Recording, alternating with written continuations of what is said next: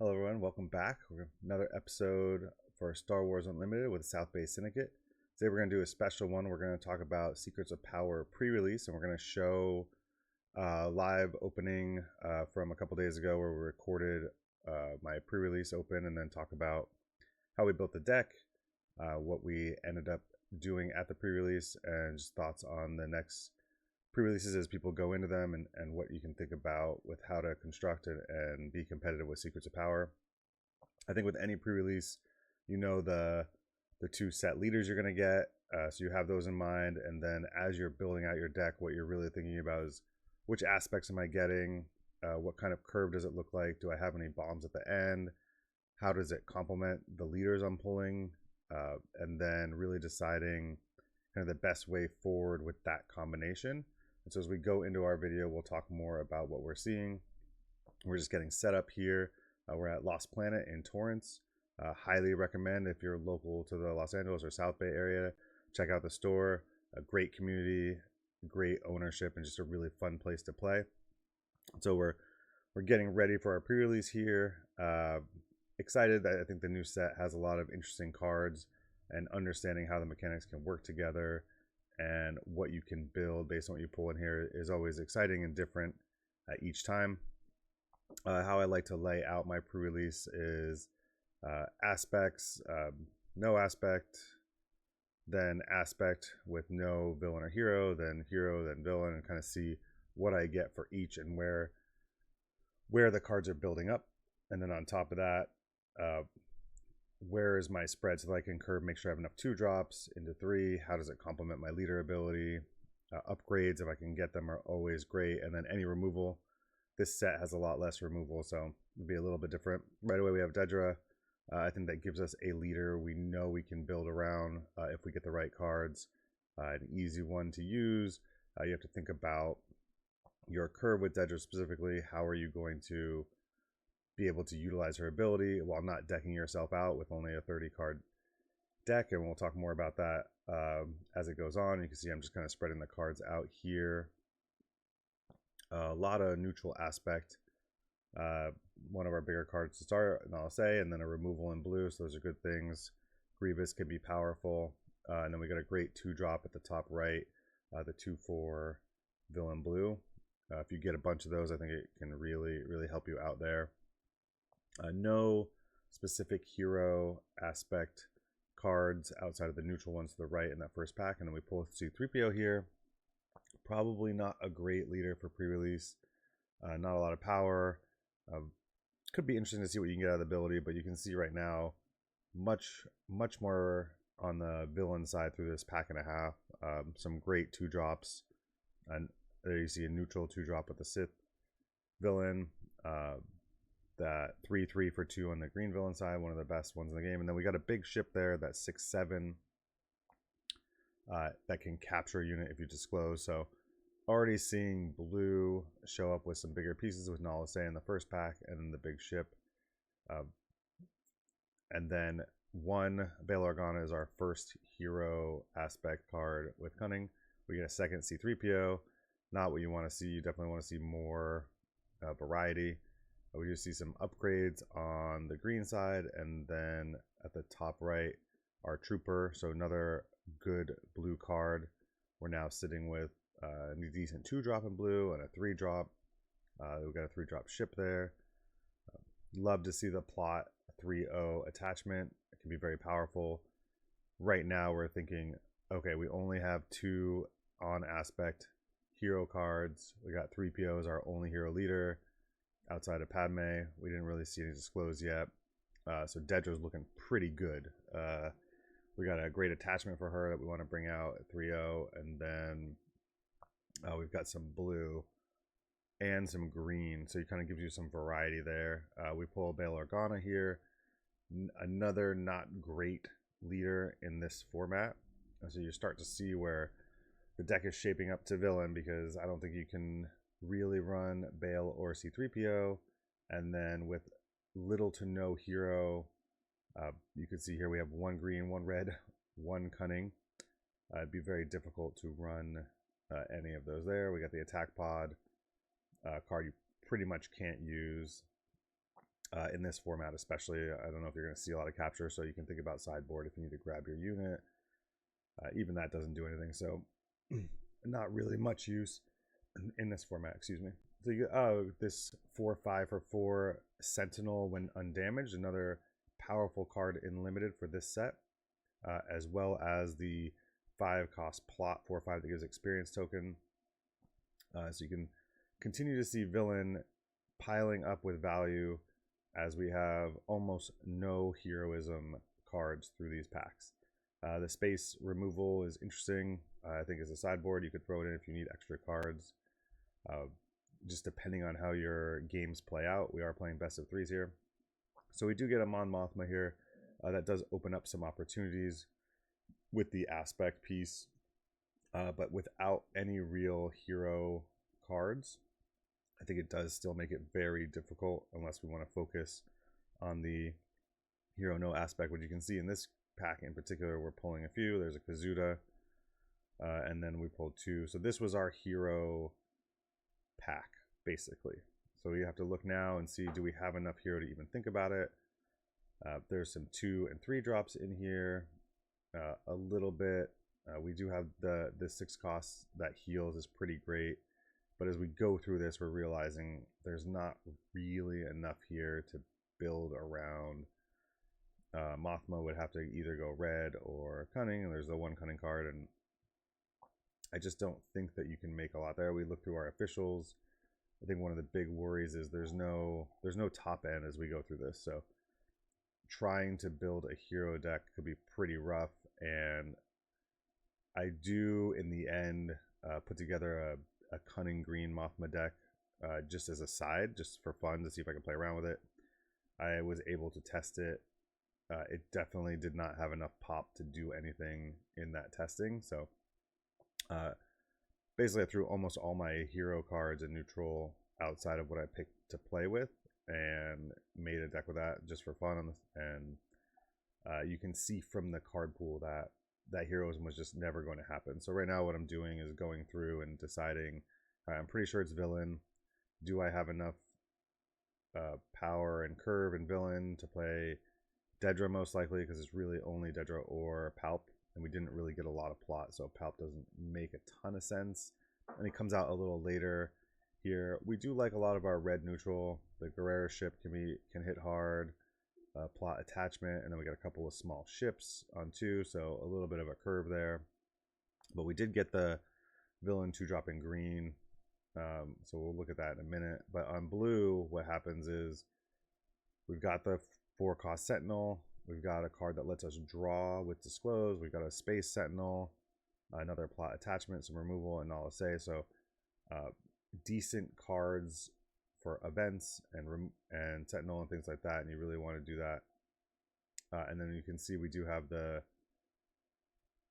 2 costs here that are powerful. So a lot of 2 and 3 really lets us curve up, and then the big ship in blue as well. So blue is looking pretty good. As we look through green, it's looking a little paltry. Plot attachment not bad, 2-drop not bad, and then just a couple of bigger spaceships, but not enough, I don't think, to build a deck around. So we're leaning at this point towards red blue villainy, and so it's going to be time to figure out, okay, what does the curve look like with that? So we're just looking at our ground and our space attachments, really trying to decide what we have to offer here. We do like these cards, all 3 drops. Those crabs, which are a 3-cost 4/3 villain that can't be attacked when ready, can be very powerful and limited, because basically if they don't kill it the turn you deploy, you're guaranteed, especially in limited, a 4 damage at least once. And if you can get an attachment on it, you can do a lot more than that. So you can see here as we start to lay it out, red's looking pretty good. We got a couple 2-drops, a lot of 3-drops, and a couple of 1-drops. Now these can be important because what you want with Dedra, if you're going to try and use her ability, is play a little behind curve to draw a card or do some damage. So having a lot of smaller units can help you do that. And you can see right here we have a ton of 1, 2, and 3 drops. So we could go a little wider, start to use her ability, and then try to get to these space units at the bottom. one thing throughout all of our packs, no real bombs. Like if you think about the bigger units, we just did not see them in our pack. So we have to think about how to win the game with some of these mid-tier costs, or into space later. And then it becomes even more important for us as we're playing to think about Dedra and how we utilize her ability to get 4 attacks in, with the raid and card control. We were looking at attack pod originally. I think it quickly was taken out of the deck as we realized it doesn't really have much use here. We did like our balance of space and ground, and then our number of attachments that either allowed us to create a token or tap a unit or plot it out for some extra health. So the attachments I feel like really gave us a lot of opportunity, and then this blue removal is great, right? Disclose 2 blue, deal defeat a unit, a non-leader unit that has damage on it, so that came in handy.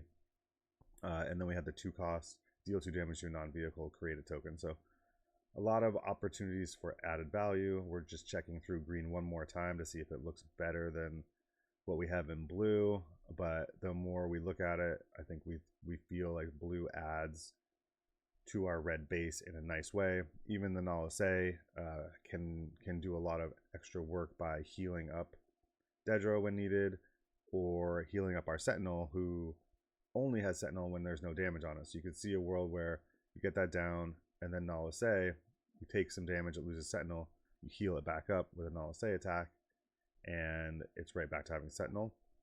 And we actually were able to pull that off a couple times. So there's a lot of interesting pieces to that add value. We're just making sure you have plenty of time, so making sure that you have the right deck together is important. And we're continuing to look through green, and I think we decide that in the end, it's just not enough there. So we're going to go with our Dedra and blue.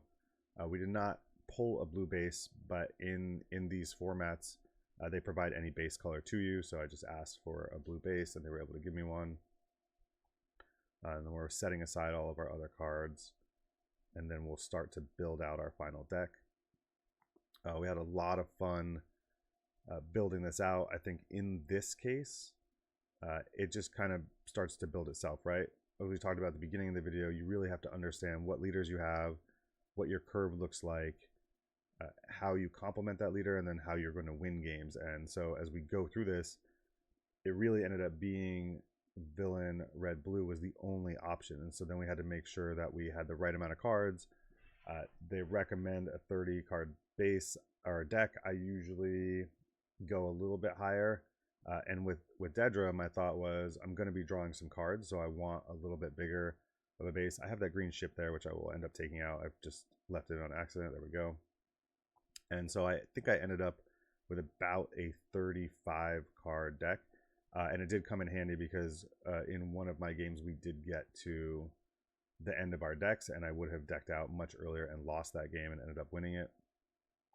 So that goes back to understanding your leader. I don't think every leader you want to have that big of a deck, but with a leader that lets you draw with such small decks, it doesn't hurt you as much because you have an opportunity to filter through your deck more quickly.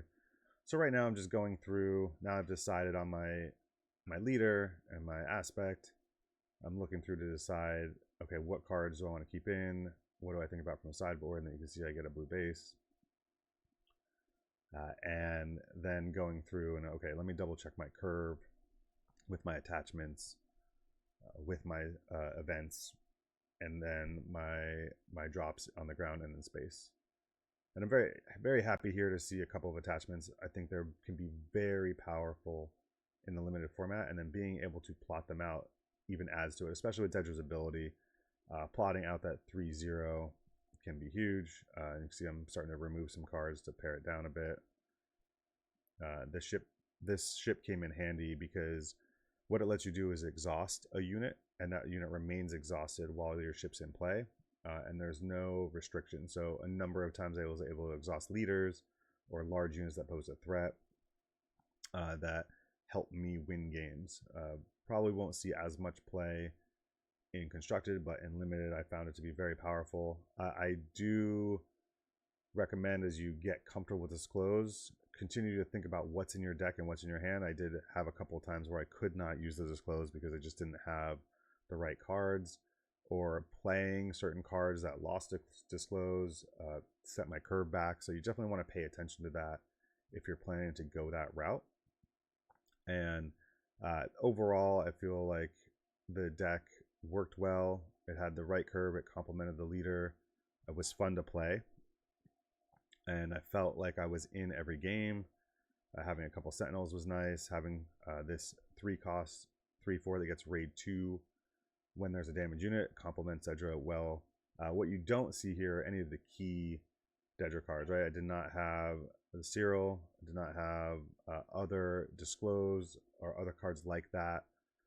I just didn't draw them. And then my top end curves out at the 6/7 ship, which can be okay, but in this set and in most, there's a lot more meat on the ground. And so not having any bigger units on the ground was a concern for me, and actually did come back to bite me a little bit. And we'll talk about that in the recap. But overall, you can see here's the deck I decided to go with. I did trim out the attack pod and a couple others, and ended up about 35 cards. Did not feel like I was missing anything by going a little higher. Did get to draw in most games with Dedra as people tried to protect their units, especially in limited. So it felt like I was filtering well. I was able to get her ability often and attack for that 4. So a lot of positive pieces there. And then let's talk a little bit about how the event itself went. I hope you enjoyed watching me open and build my deck. And so overall, I went 2-1 in the pre-release. We played 3 rounds, best of 3. In the round that I lost was to our eventual champion, Magic Mike from South Bay Syndicate. Shout out. We went to game 3. We got very close. He had a great deck that he built and had some top end with the Mon Mothma unit and the Lando unit and the Captain Rex that just ended up being too much for me to get through with the healing it provided and the board disruption. So just a great matchup for him, and he went on to win the whole thing. In my matches overall, felt very competitive. Was able to use Dedra, as I mentioned, hit for 4 often. When I was able to plot out the 3-0 lightsaber, I would get in 2 or 3 7 attacks, which would end the game quickly. And then Saw Gerrera's ship was actually a nice complement to Dedra. I got to double attack a couple times. The 6-cost blue ship that I talked about was one of the heroes for me. Absolutely, it slowed the opponent down. Sometimes stopped them completely. The Sentinels that I had in the deck were just enough to protect my leader to get an extra attack or stall the game out a little bit. Overall, a lot of fun. I'm looking forward to actually going today to our other local shop, the Game Hub in Manhattan Beach. We're gonna play another pre-release there, and it'll be interesting to see what we pull in that one. I'll try to record and maybe create another video with it. Hope you enjoyed this. Please add comments, like, subscribe, join our Discord if you want. We're just trying to grow our presence and grow our channel, and really having a lot of fun with Star Wars. Thanks everyone for watching.